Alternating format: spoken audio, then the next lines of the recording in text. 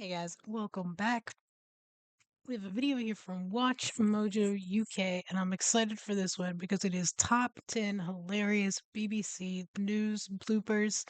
I'm sure you guys have some really good ones because I know there's some US ones that are pretty funny. So I'm sure everywhere has some good ones. But I am excited to see this one. I will link the video in the description as always. Um, I'll also have a link there over to my Patreon and a link of how you can support the channel here on YouTube, get some extra perks in the process. But yeah, let's just go ahead and jump into it. Welcome to Watch Mojo UK, and today we're counting down our picks for the top 10 hilarious BBC News bloopers. I might give up on that. The weather, Matt Taylor. Ow! Before we begin, we publish new content every day, so be sure to subscribe to our channel and ring the bell to get notified about our latest videos. For this list, we're going to be proving that even the most trusted news source in the world is prone to a few goofs and gaffes. Recall any that don't appear on this list? Please let us know in the comments below. Number 10, pushing through it. Has your mind ever gone completely blank? Well, at least that didn't happen on national television. Thomas Schaffenacker found himself in this unfortunate situation when they threw to him and he suddenly forgot where Jane Hill had been reporting from. Yeah, it looks pretty misty and murky there in Edinburgh. Thank you, gallery. Oh no! He simply couldn't keep a straight face afterwards. Here's the weekend headline, so staying dry. Great recovery though, as he eventually regains his composure, though the rest of us were still laughing so we missed what he said. In northern parts of the Midlands, northern England into Wales, and in Scotland. Number 9, what the hell is that?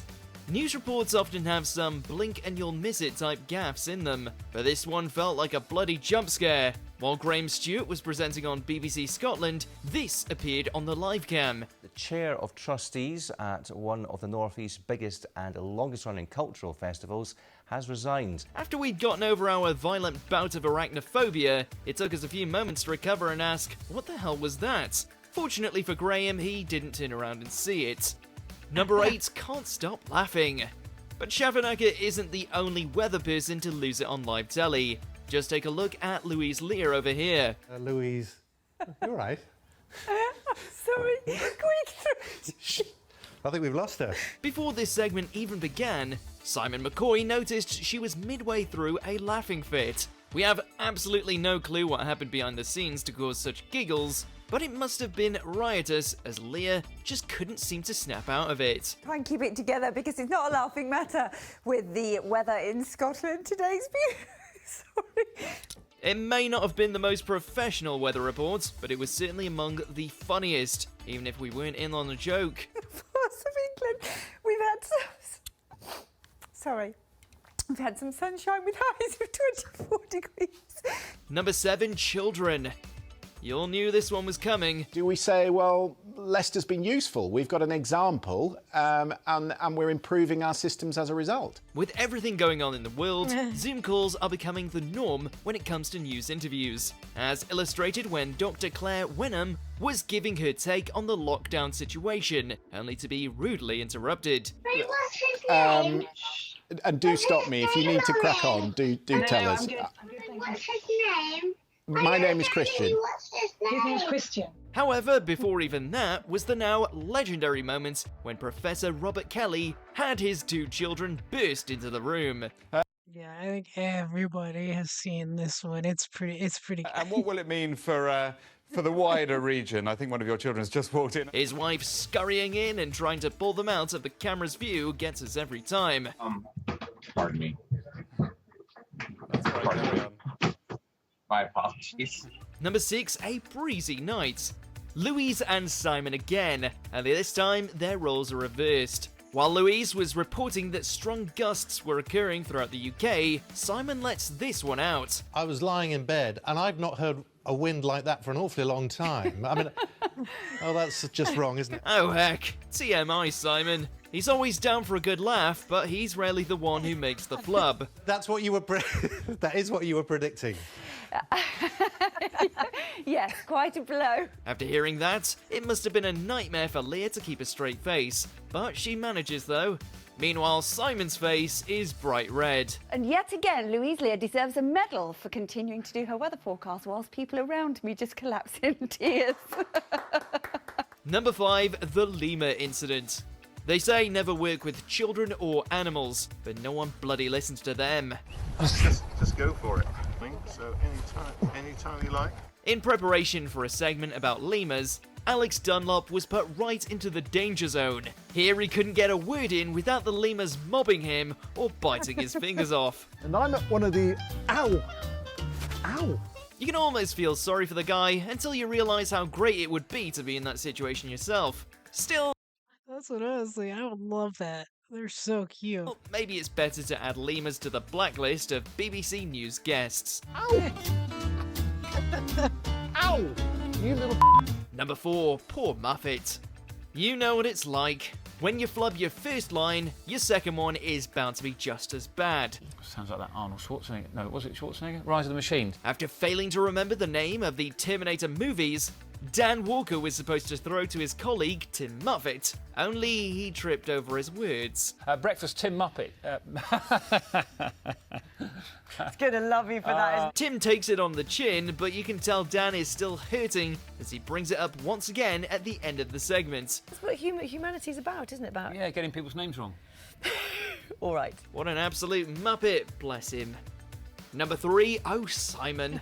Alright, we couldn't help but visit our favourite newsreader one more time. After a clip of John Boyega aired, Simon wrapped it up like this. John Boyega there talking to... who was he talking to? Colin Patterson, that's right. Now...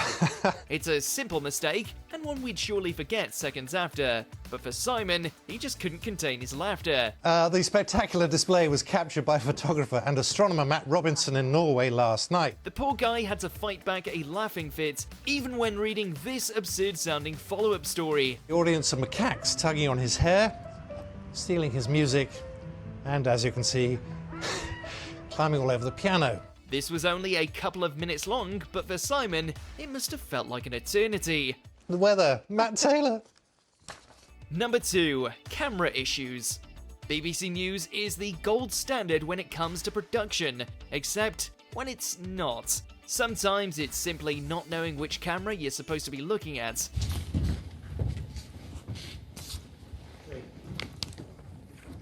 Hello and welcome. And other times, it's when you suddenly lose control of the camera jib and it flies across the room.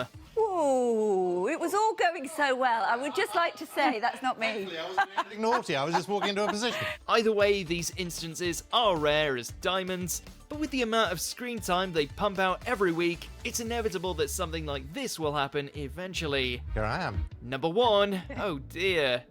What happened here is absolutely anyone's guess. In 2017, after the usual BBC News intro we're used to, we were met with silence.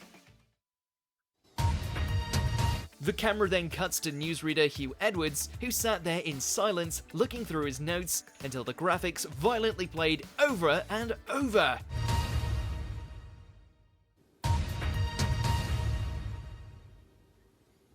The longer it goes on, the funnier it gets. And it went on for 4 whole minutes.